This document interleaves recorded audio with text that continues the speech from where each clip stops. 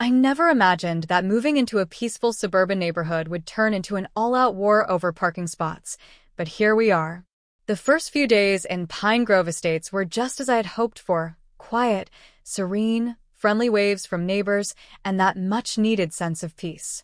It felt like the perfect escape from my high-stress job as chief of traffic, a role that felt like a million miles away in this little neighborhood. I had purposely chosen this area because it seemed ideal for keeping my work and personal life completely separate. No one needed to know about my position, and I was more than fine with that. But, as it turns out, that peace lasted a grand total of exactly 8 days. One morning, as I was getting ready for work, I noticed a woman standing in my driveway, taking pictures of my unmarked police vehicle. It wasn't a flashy car, just a regular black Ford with tinted windows, but she was photographing it as if it were some kind of crime scene evidence. She wore designer workout clothes and had that "I need to speak to your manager" haircut, which made my stomach sink before she even opened her mouth. I stepped outside, coffee in hand, trying to give her my friendliest smile. "Can I help you?" I asked. She spun around, clutching her phone like it was a weapon. "Yes, actually. I'm Susan Thompson, president of the Pine Grove HOA. We have very strict rules about commercial vehicles and driveways," she said, her voice dripping with a sickly sweet tone that veiled the judgment beneath it. I kept my smile plastered on my face. "It's just my personal car, ma'am." She raised an eyebrow, clearly skeptical. "Well, it looks very official. We'll need to review this at the next HOA meeting." Without waiting for me to respond, she marched off, her ponytail swinging behind her with purpose. I sighed, already knowing this wouldn't be the last of it. I could have told her who I was right then and there, but I knew better. Experience had taught me that once people find out you're in law enforcement, things change. Some get nervous, others demand special treatment, and a few, like Susan, would probably see it as a challenge to their authority. 3 days later, the first warning letter arrived, printed on official HOA letterhead with more fancy fonts than a wedding invitation. It cited supposed violations of community standards regarding commercial vehicles and demanded that I park my car in the garage, even though my garage was under repair at the time. Apparently, that didn't matter to them. I filed the letter away, hoping they'd move on to something else, like policing someone else's bird feeder or mailbox color. But no, Susan made it her personal mission to document the existence of my car. Every morning, without fail, when I left for work, there she was, power walking past my house, phone at the ready. And every evening, when I returned, she would somehow need to check her plants or adjust her lawn decorations, all the while keeping a suspicious eye on my driveway. It would have been almost funny if it weren't so irritating. Other neighbors began warning me about Susan's reputation. "She got the Johnsons to move last year because of their Christmas lights," one neighbor told me while walking his dog.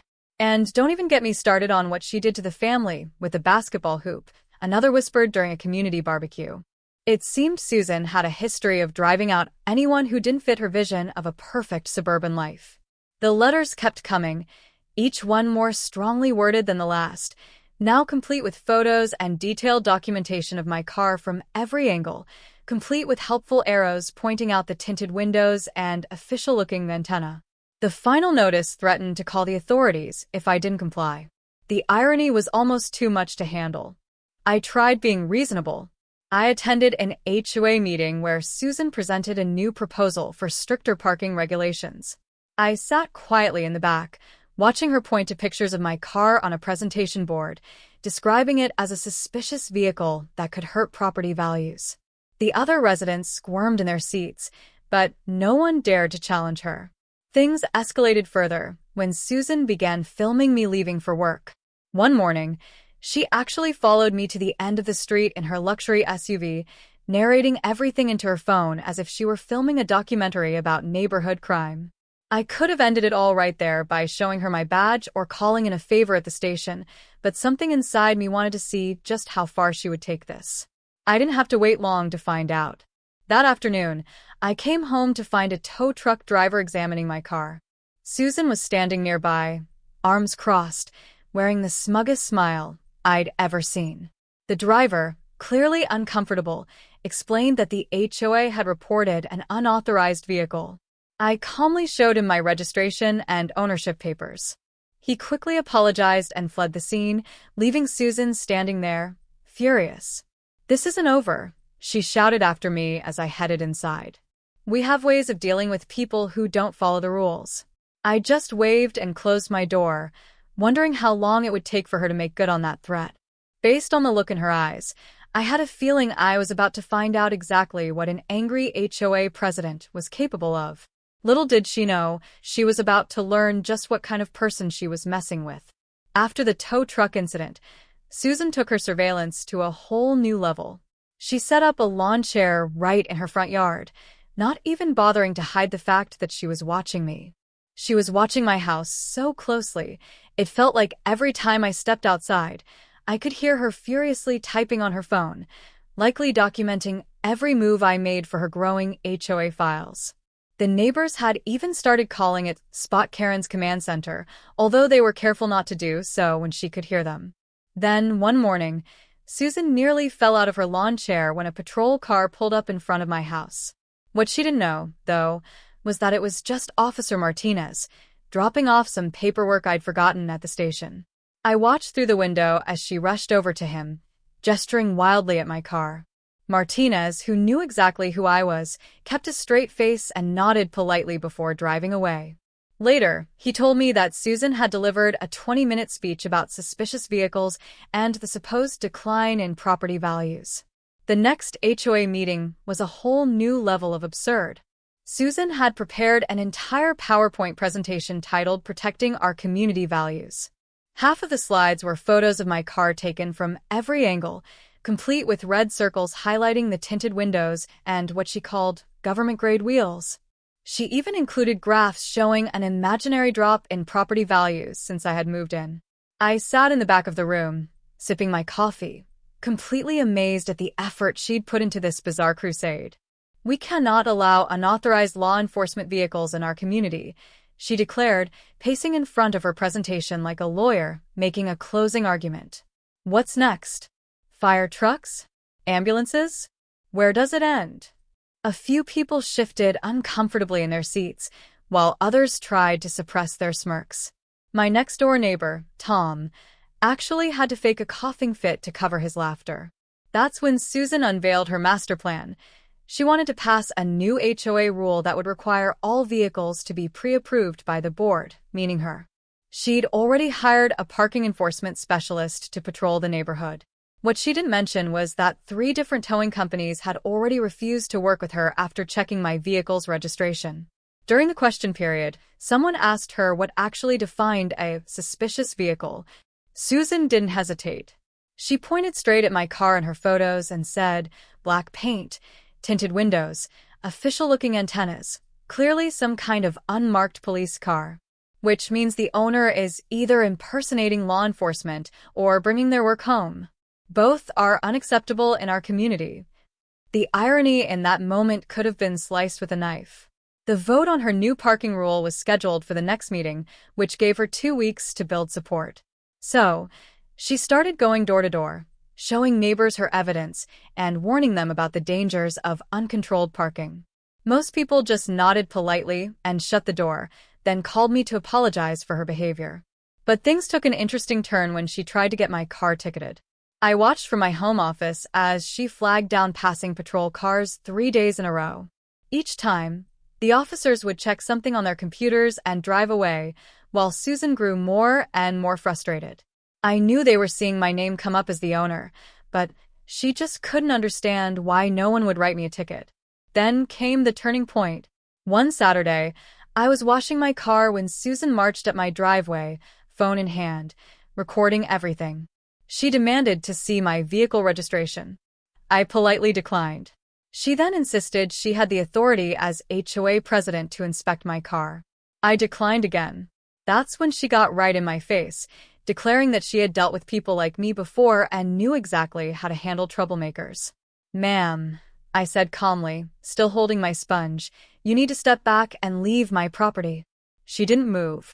Instead, she started listing all the fines she was going to impose, how she'd get my car towed, and how she'd make sure I was dealt with properly. A small crowd of neighbors had gathered, many of them recording on their phones, probably expecting another classic Susan meltdown. What happened next became the stuff of neighborhood legend. As Susan was in the middle of her rant about her HOA authority, a police cruiser rolled down our street. Susan's face lit up like a kid on Christmas morning. She actually jumped up and down, waving her arms, trying to flag down the officer. "Finally," she shouted, "someone do something about this." As the cruiser pulled up, I just kept washing my car, hiding my smile as I waited for what was about to unfold. Susan was about to learn a very important lesson about making assumptions. The next few minutes would either teach her some humility or send her head exploding into orbit. Honestly, I was fine with either outcome. As the police cruiser parked, Susan practically ran to meet Officer Johnson before he even stepped out of the car. "It's about time," she exclaimed, pointing at my car. "This person has been breaking HOA rules for months." Johnson glanced at my car, then at me, still calmly washing it. A small smile played across his face, but he kept his professional demeanor. "Ma'am, what seems to be the problem?" he asked. Susan launched into her rehearsed speech about suspicious vehicles and community rules. Susan continued, her frustration building with each word as she waved her phone around, displaying her collection of photos like trophies. "Look," she exclaimed triumphantly, clearly impersonating a law enforcement officer. "That's a crime."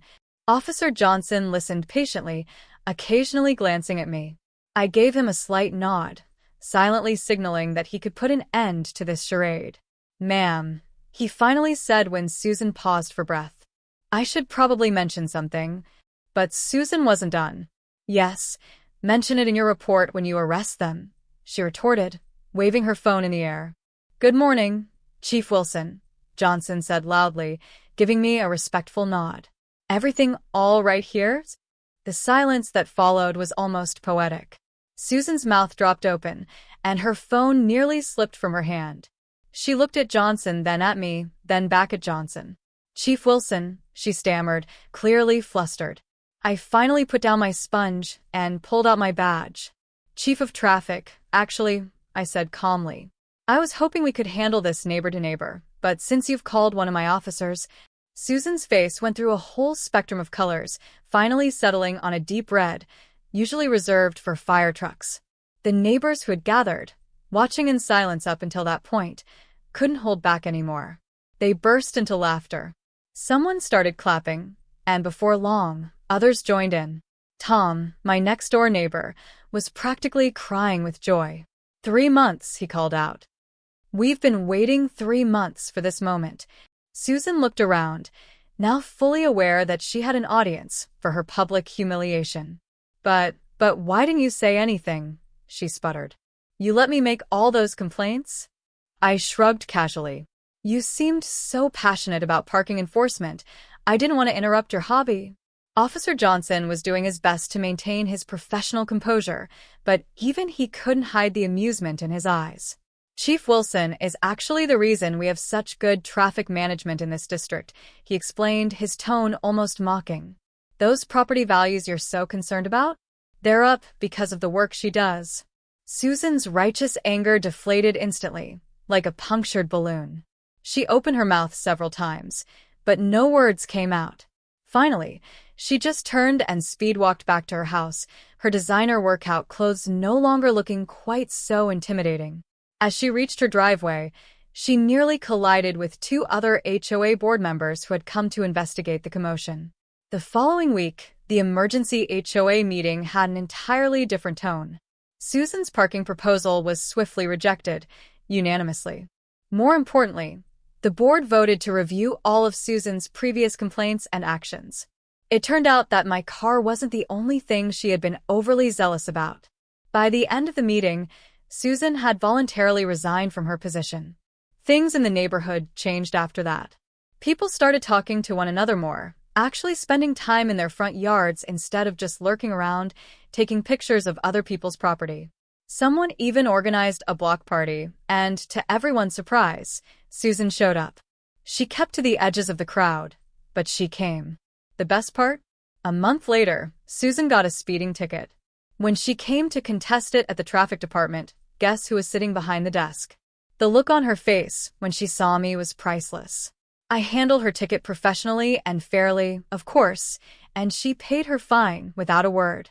But I swear, I saw a hint of a smile as she walked out. These days, things are peaceful in Pine Grove Estates. My car sits in the driveway, undisturbed by complaints or cameras. The new HOA board has focused on actual community issues, not hunting down violations. Sometimes I hear newer residents asking about the Great Parking War, and every time the story gets a little bigger. Just last week, I saw Susan at the grocery store. We made eye contact, and after a brief moment of hesitation, she gave me a small nod. I nodded back.